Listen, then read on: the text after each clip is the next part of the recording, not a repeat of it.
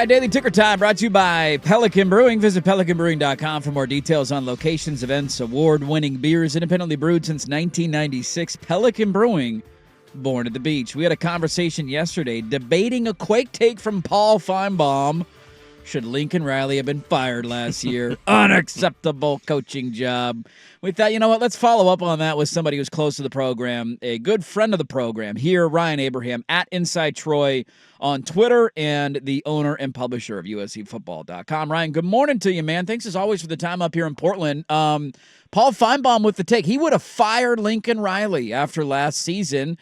Seems laughable, but we did want to check in just on that note. What is the temperature down there for Lincoln Riley going into year 3? Well, first, thanks for having me on. It's good to still do a familiar, radio program now that USC's moving to the Big Ten. Like I did Big Ten radio on Sirius the other day. I'm like, this is so weird. But, getting calls from like Rutgers radio stations and Maryland radio stations. What am I doing? Yeah. Very strange. It's going to be a whole new world out there. But yeah, those were interesting. I think even if USC wanted to fire Lincoln Riley, I mean, he signed a huge contract. I don't know the intimate details of it, but I think it would be very difficult to get out of that one now. But I mean, I see where he's coming from. But when USC went out and hired him, they hadn't done something like that for really 100 years, like back in the Howard Jones days when they hired, I mean, I think he won a national championship at Yale. But they've never really gone out and hired an experienced coach that was proven at the college level and had success. And, Riley had some Heismans and playoff appearances. So he's, as far as resume goes, that's as good as USC has been able to do. And yeah, it was a big step back last year. I know he took over an absolute mess from Clay Helton, and there's issues. I think there's concerns when you look at like what the program has been. But I think when you take a big swing like that, you have to give him a shot. You have to give him time to figure it out. He took over a great situation at Oklahoma and was able to continue it. It's a different thing than taking over, an absolute mess, what he did at USC. So I get where he's coming from there, and maybe you're just trying to cut bait a little early. But I think if you're USC, you made that hire for a reason, and you got to hope it works out, and we'll see if it does. But I don't think he's going anywhere, at least on the USC side of things anytime. Well, I think one thing, Ryan, that a lot of us, and I think people around the Pac-12 and now in the Big Ten, kind of thought when Lincoln made this decision to go to USC and go to SoCal was, oh my God, you've got that offensive mind, and now he's in LA, and here we go. They're going to be at the top of the recruiting world. I don't know how much is coach anymore versus your collective is put together well, or whatever it is. How do you sum up what recruiting has been for Lincoln Riley and USC, and how put together would you say for us is USC's collective? Because I've always heard that it's an underrated part of the new landscape of college football is how put together your collective is. What is the intel with USC's recruiting strategy and how it's gone with Lincoln Riley? Yeah, it's certainly not gone as well as everyone thought. I think when Riley first came over, he had a few 5-stars that were committed to Oklahoma, ends up switching to USC. Of course, he brings in Caleb Williams, and he wins the Heisman the first year. So there was a lot of optimism early on, but it just, for whatever reason, it hasn't caught on. His strategy has been interesting. He hasn't tried to kind of lock up California. There's a lot of local guys that got offers later, and he was going after national guys first. It just hasn't worked all that well. And I don't think it's any one thing. I think USC's been slow to adapt to this new landscape of college football. They weren't even involving their collective in the recruiting process until that, the Tennessee, I think it was Virginia case, a while back. They were following what the intended rules of the NCAA were, which some schools were, but a lot of schools weren't. They were just getting, boosters involved in the recruiting process. And USC said, no, we're not going to do that. Now you can. So I feel like they've been playing catch up on that side of it. It's a huge part of recruiting now. I mean, it's just a really big deal. I think they've made a lot of good strides with their collective, but they also have 3 different ones, so that can be a little clunky.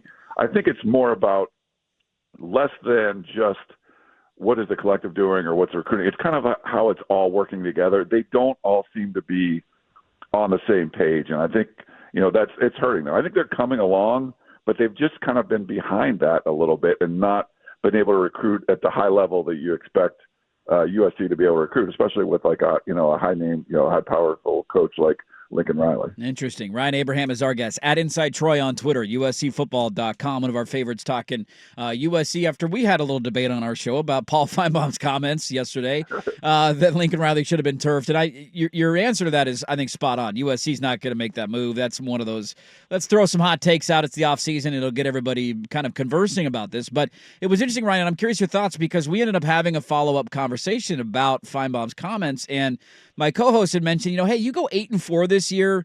Your defense takes some strides. Like, that's a really good year.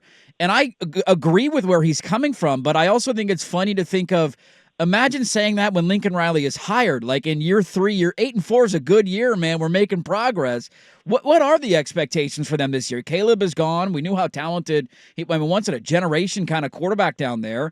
You got a new starter who looked really good in the bowl game. You open with a tough non-conference game against LSU. What are reasonable expectations? What makes USC fan happy this year? Yeah, it's a great question because if you swap like his first 2 years, if they go from 4-8 to 7-5 and then 11 wins, you'd be like, oh, that's great. He's going in the right direction. Yeah. He overachieved, I think, in year 1 and won a Heisman, which is important to USC fans and all that. And then you really just kind of fell apart later in the season. So I think the expectations are always going to be high with at least the fan base. But I think going into the Big Ten, there's a lot of unknowns, and you're just kind of wondering like how's this going to work with all the travel and everything. Their schedule's tough. I mean, you have the Big Ten schedule plus LSU and Notre Dame out of conference. I do think 8-4 would be it'd be pretty good. I guess it depends how it looks, but I think the 9-3 thing. I think people would really like to see them get to that point where you're in the discussion for one of the playoff spots, and USC's never made the playoff before. And I think the schedule sets up okay if they are better on defense and they don't take too big of a step back on offense, because they play a lot of really good teams, and they're playing Michigan and at Washington and Penn State and, like I mentioned, LSU, Notre Dame, but they don't play probably the 2 most talented rosters in the Big Ten in Ohio State and Oregon. So avoiding both of those schools, I mean, is Michigan going to take a big step back? Is Washington? I think there's an opportunity there to, lose some tough games, but still, if you go 9-3 with that schedule, they're probably in the playoff mix, like 3rd in the Big Ten or something like that. So I feel like that's like something that's achievable, but just going 8-4 with the way the schedule's setting up, I think that would be a pretty big improvement, but it's all going to be about what does the defense look like, because they can't be ranked in the hundreds like they were the last couple of years. So I think the fans might actually not be that upset, especially if you beat like UCLA and Notre Dame. But I think that's kind of a reasonable expectation, but fans aren't always reasonable. But I think it's going to be the reality this year with so many tough games and this whole new Big Ten schedule that they just haven't been, never been used, never seen before. It's going to be a whole different ballgame. I think aside from being so connected and plugged in and doing an exceptional job on the website, one reason we like having you is you're pretty rational. You're not one of these psycho diehards that's like, hey, we're the best team in the country. I'm curious though, when you go through the website, how much is Oregon in the kitchen of the USC fan right now? Because the recruiting thing has been fascinating. Oregon's had some good seasons. Dan Lanning recruiting at a really good level. Just USC's fans worry about how good Oregon has become in recruiting and what they may become on the field this year because they're so loaded in talent. Yeah, no, I think it's a big part of it. I think there's a huge amount of frustration because the game has changed. And I think you've seen teams adapt to the new landscape of college football, and Oregon being one of them that's done it the best. It's great to have, Phil Knight backing and all that, but I think it's a button-down approach. You have like Nike executives helping, and it's Oregon's doing it. They're doing it right, and USC just hasn't been. And to lose players to Oregon or guys going other places like Ohio State or Texas A&M, it's really frustrating for the fan base. So there's a lot of criticism of the collective or what's going on with the staff and all that. But I think it's just one of those things that you sort of relied on a lot of the tradition and a lot of the putting guys in the NFL and coming to Los Angeles and all, whatever, weather, all those things. And those have all been, I mean, they're still important to a lot of recruits, but there's a factor that's bigger to everyone, and it's, dollars. And until they kind of get that piece right, it's not just the amount of money, but just making the right offers and keeping the players on your roster happy. There's a lot that goes into it that you have to keep kind of rolling, and they just haven't done that. So seeing Oregon, do that, and then thinking Oregon was left behind, and then they end up joining the Big Ten. It's a big deal with USC fans. So it's one of those things they're trying to deal with, but it's we see it on the message boards all the time. So, Oregon got another 5-star commit, and then they're complaining about Phil Knight and all this stuff. So, but it's a big part of it. Yeah, it'll make for a fun rivalry, obviously, going forward in the Big Ten. Are you heading to the Big Ten Media Days? Are you going to Indy?